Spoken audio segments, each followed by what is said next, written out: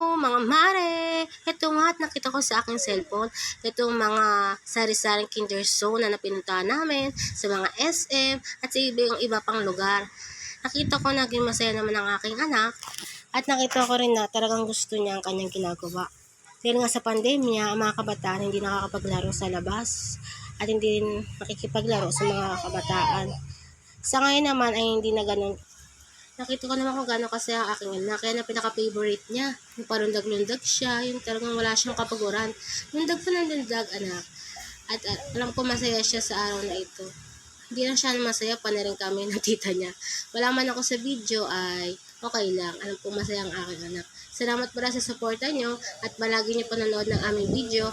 Pa-like and share po sa inyo. Salamat po. Thank you for watching. Talon pa!